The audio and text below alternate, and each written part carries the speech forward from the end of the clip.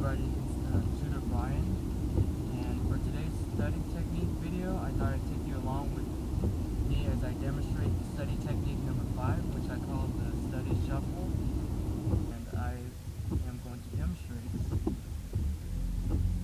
how I would conduct a study shuffle at my local community college, which I happen to be pulling up upon right now. I'm going to turn around and show you.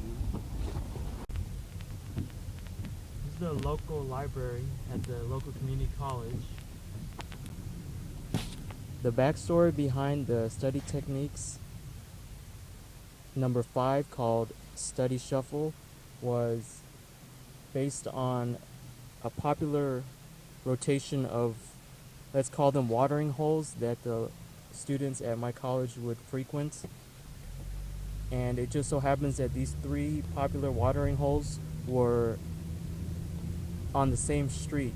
So on any given night in which a patron would visit all 3 of them on the same night, it would be called the Broadway Shuffle, because that was what the watering holes were on.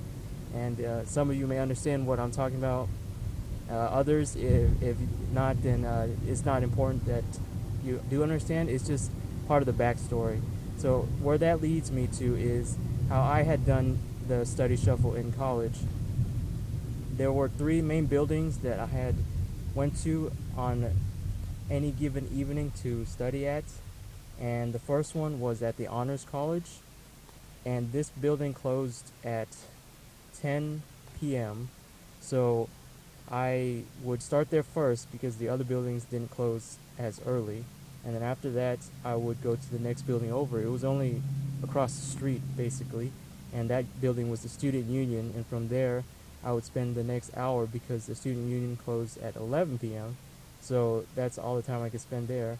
And then from there, the next building over, which shared the same, let's call it a plaza, because there was just basically a plaza connecting the Student Union and the next building, which was the University Library.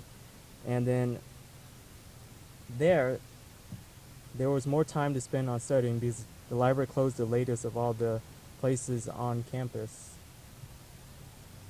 And in the early years, for me, the library closed at 2 a.m., so that was my limit of how much time I could spend there.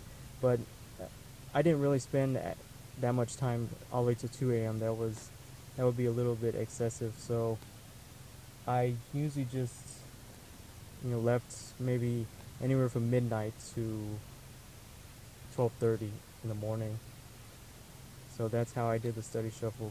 Just 3 places, all on this, basically, yeah, they're on the same street as each other, and there was different, let's say there were staggered time of closing between each of the 3 buildings, so that's how I would maximize the study time between all 3.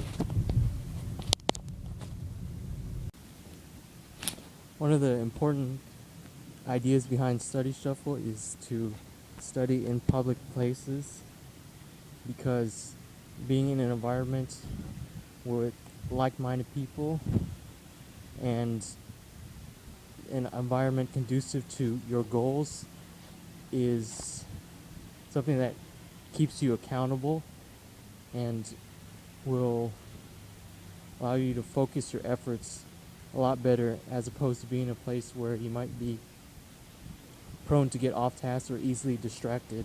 So that's why I advocate choosing to study in public places as opposed to, let's say, at home or in a place you're very comfortable with.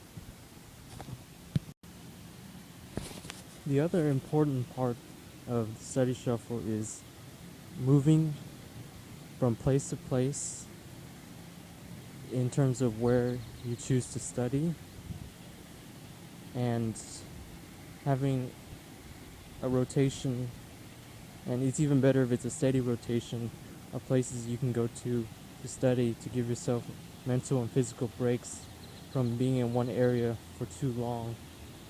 This will allow you to maintain consistent energy throughout the entire study session, and